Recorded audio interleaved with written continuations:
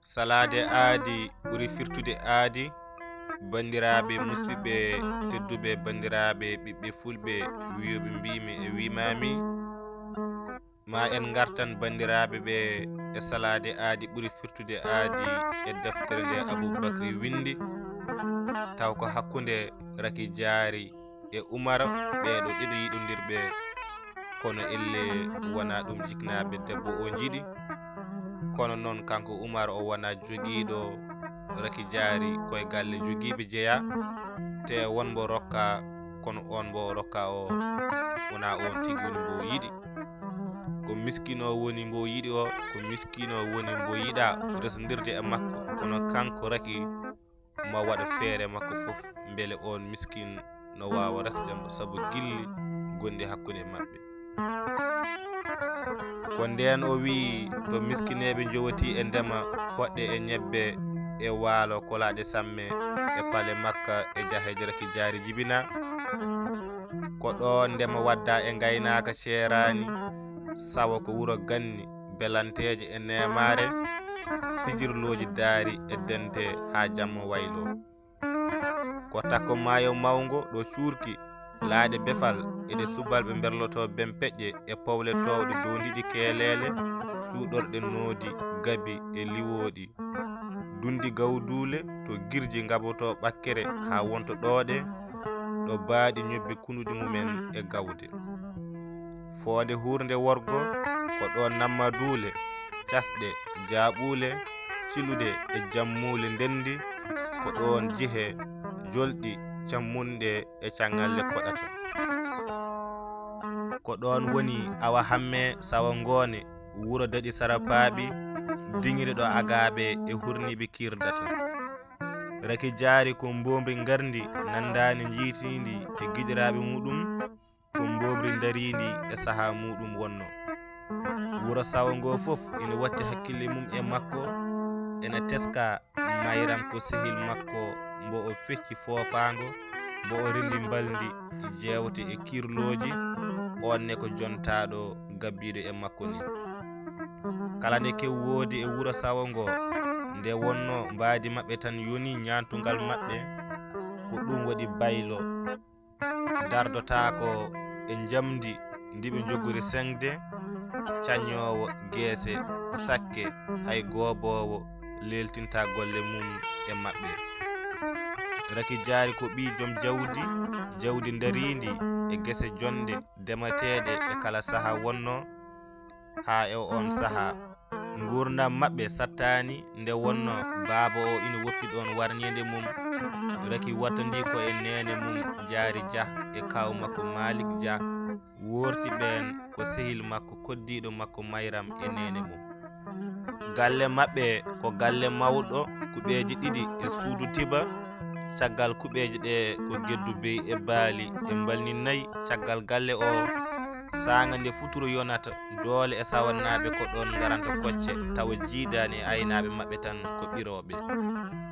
Meeɗi saaha goto e nder galle Raky en, mawɓe ina ñoha nene Diary e gorgol Hawa, ɓe mbi an kam Diary on mbayri nande Demba Maali gonɗo o Gabo, wadde so on paami ko oɗo Demba mboɓe namnoto ko o woni mbo Raky rokka guel ina famdi, kono Raky yiɗodiri koye Oumar on miskin. Caggal nde wimbo an kam on mbayri nande Demba Maali gonɗo o Gabo, o wi wona no feewi de, saabu ɓooyani o windi baaba makko omba haalana ɗum ko faati e ƴamƴam makko. Aɗa andi o wayri ɗo gila Raky ina woni entaɗo, beele ko kanko dokkoton Raky. O heɓɓiti wi gila baaba makko ina wuuri, kaw makko wi Raky ko Demba mum rokkate, mbeɗa andi o wasani haalanede ɗum. O heɓɓiti wimbo so tawi an a haalananobo de, ina wawi taw o suwa nande ɗum. O heɓɓiti o wi waɗ seese bon, hawa noddonam Malick beele min jewtide hen e dow ma. Malick ari joɗima, o wi eyyo Diary mbar ko jaam noddirɗa kam. Diary wi ko jaam ɓolo Malick. O wi aɗa andi ɓinguel men Raky tolnima hankkadi ɗo foti yewtirede dewgal, waɗi noon aadi hakkunde meɗen woni gila o enta Raki rokkuno ko ɓi Demba gonɗo e o saha to Gabo ene hani tan jewtiden hen hano hanirta ni.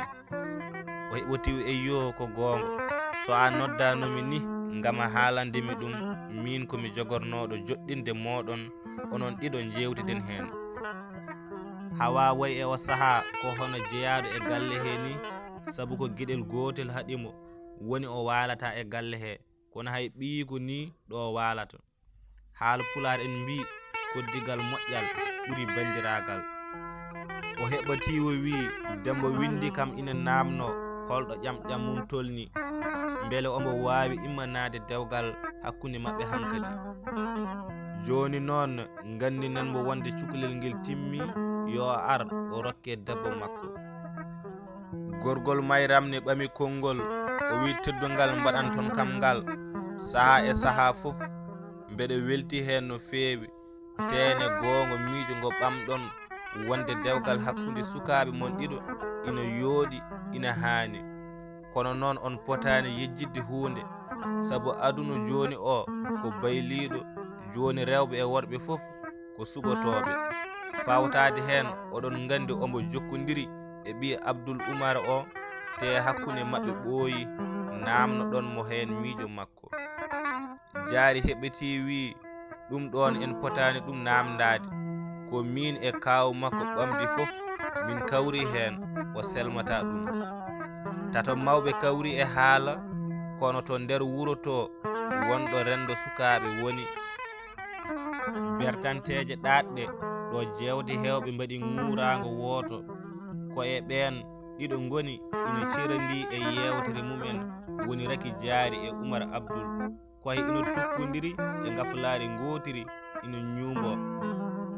Ko e nden yewtere hakkunde Raki e Oumar kanko Oumar o heɓati wi Raki aɗa andi ko miijotomi ko tiiɗe e am miijotomi tan ko holno jogormi sertirde e maɗa duuɓi 4 hande eɗen gondi sabu gille hakkunde meɗen mbeɗa andi ni ma ɗum muusa am ha no feewi kono ala hay hunde ko mbawmi hen. Kanko Raki o heɓati wi Oumar hol fof ko haɗatma resdemi sabu aɗa andi mbeɗa yiɗma no feewi tene ɗum haalate ko tawa debbo yiɗama. Oumar min de mbimi so tawi aɗa yiɗimi yetto koreji am kollita ɓe wonde aɗa yiloro kam dewgal gasi. Kanko Oumar o heɓati wi Raki ƴewata komi hattanani ko miijotoɗa ko komi basɗo ɓi basɗo jotiɗo e jalel e jambel nugel e jinnagel babam ina anda e am mbeɗa anda e hoore am.